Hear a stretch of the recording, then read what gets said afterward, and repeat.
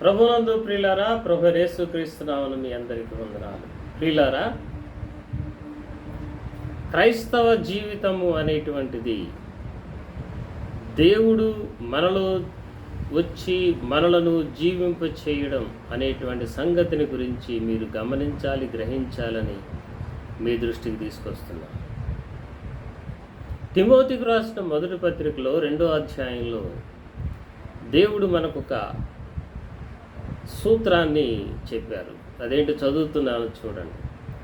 మనము సంపూర్ణ భక్తియు మాన్యతయు కలిగి నెమ్మదిగాను సుఖముగాను బ్రతుకుచుండు నిమిత్తము అన్నిటికంటే ముఖ్యముగా మనుషులందరి కొరకును, రాజుల కొరకును, అధికారుల కొరకును విజ్ఞాపనములను, ప్రార్థనలను, యాచనలను, కృతజ్ఞతాస్తుతులను చేయవలనని హెచ్చరించుచున్నాను.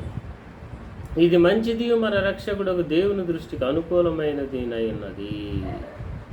చూసారా, మనము సంపూర్ణ భక్తి మాన్యత కలిగి జీవించినట్లు మనం ప్రార్థన చేయాలి. ప్రియులారా, ప్రార్థన చేయడం అంటే ఏదో మన కొరకు ప్రార్థన చేసుకోవడం కాదు. మన కొరకు ప్రార్థన చేసుకోవడం కాదు, అందరి కొరకు ప్రార్థన చేయాలి. మనుషులందరి రక్షణ కొరకు, అందరూ రక్షణ పొంది సత్యమును గూర్చిన అనుభవ జ్ఞానం గలవారు ఉండడానికి కొరకు మనం ప్రార్థన చేయాలి. అప్పుడు అనుకోకుండా మనం భక్తి కలిగి జీవిస్తాం. భక్తి కలిగి జీవించడం అంటే అర్థం ఏంటండి? మాన్యత కలిగి జీవించడం అంటే అర్థం ఏంటండి? నెమ్మదిగాను సుఖముగాను బ్రతుకుట అంటే అర్థం ఏంటండి?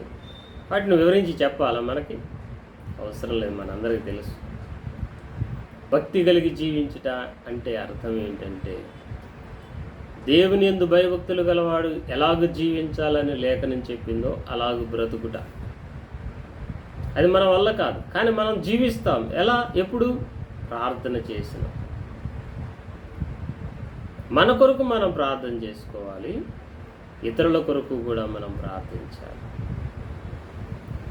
ఇలాగ మనం ప్రార్థన చేయటం అనేటువంటిది పరిశుద్ధాత్మ దేవుడు మన యొద్ద నుండి కోరుకుంటున్నాడు.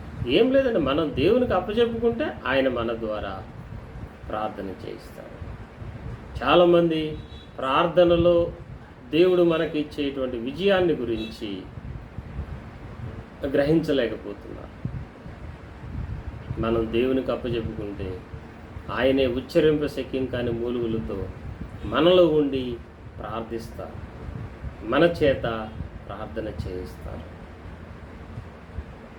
కాబట్టి ప్రియులారా, ప్రార్థించుట కొరకై మనం అప్పగించుకోవాలి. ఇంకో సంగతి చెప్పిన, మనం ప్రార్థిస్తేనే తప్ప, దేవుని సన్నిధిలో ప్రార్థనలో గడిపితేనే తప్ప దేవుని రాకడ కొరకు సిద్ధపడలేము, దేవుని రూపంలోనికి మారలేము.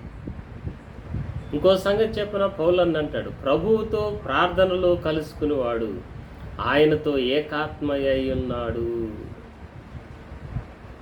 ప్రభునందు ప్రియులారా, భార్యాభర్తలు ఏక శరీరమై ఉన్నలాగున ఆధ్యాత్మిక ఆత్మ సంబంధమైన భార్యాభర్తలైన ప్రభువైన యేసుక్రీస్తు మనం ప్రార్థన ద్వారానే ఏక ఆత్మ అవుతాం, ఏక మనసు అవుతాం. దేవునితో మనం ఏకమైపోతాం.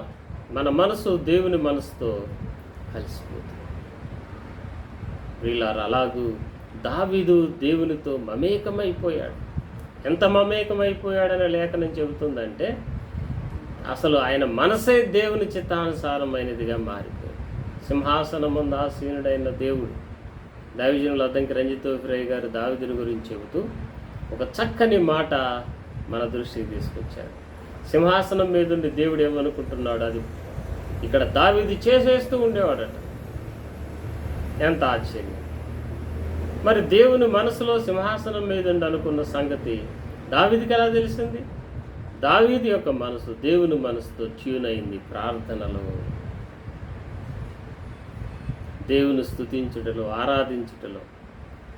మనం అన్నీ బాగుంటే స్తుతిస్తాం, ఆరాధిస్తాం, ప్రార్థన చేస్తాం. కష్టాలు వచ్చినా, ఇరుకులు వచ్చినా, ఇబ్బందులు వచ్చినా, శ్రమలు వచ్చినా, శోధనలు వచ్చినా ప్రార్థన పక్కన పడేస్తాం. అలాగే చేయొద్దు. వీళ్ళ ప్రార్థన నేను నిర్లక్ష్యం చేసినప్పుడు దేవుని కొరకు బ్రతకడం అనేది నాకు కష్టమైపోయింది. ప్రార్థన ఏ జీవమని ఎజేకియా ఫ్రాన్సిస్ గారు చెప్పిన సంగతి బుక్ నేను చదివాను. దైవజన్ లోఫిరే గారు కూడా ఆ పుస్తకం చదవమని మనల్ని హెచ్చరించారు. కాబట్టి ప్రార్థన ద్వారానే మనం దేవుని జీవాన్ని పొంది దేవుని కొరకు బ్రతుకుతాము. ప్రార్థన ద్వారానే దేవుని ఆత్మతో మనం కూడా ఏకాత్మ అవుతాము. ఇక ఏకాత్మ అయిన తర్వాత దేవుని యొక్క జీవం మనలోనికి ప్రవహిస్తున్న తర్వాత దేవుని కొరకు ఖచ్చితంగా ఫలిస్తాం. చెట్టుకు అతకబడినటువంటి కొమ్మ చెట్టు సారమును కలిగి ఎలాగూ చక్కగా ఫలిస్తుందో, ద్రాక్షావళి తీగలో ఉంటేనే ఫలిస్తుంది కదా, అలాగూ మనం క్రీస్తు అనేటువంటి ఆ ద్రాక్షావళిలో తీగగా ప్రార్థన యందు అంటుకట్టబడినప్పుడు మనం ఫలిస్తాం. కాబట్టి క్రీస్తు కొరకు ఫలించాలనుకున్నవారు, దేవునితో ఏకాత్మ అవ్వాలనుకున్నవారు ప్రార్థన ద్వారా అలాగూ అవుతారు.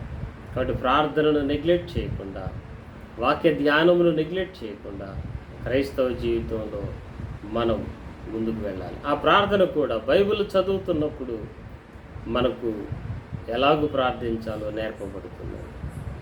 ప్రభు శిష్యులకు నేర్పారు కదా, శరీరధారి అయిన వాక్యం శిష్యులకు ప్రార్థన చేయడం నేర్పినట్లుగా ఇప్పుడు వాక్య రూపంలో ఉన్న వాక్యమే మనకు కూడా ప్రార్థన చేయడం నేర్పుతారు.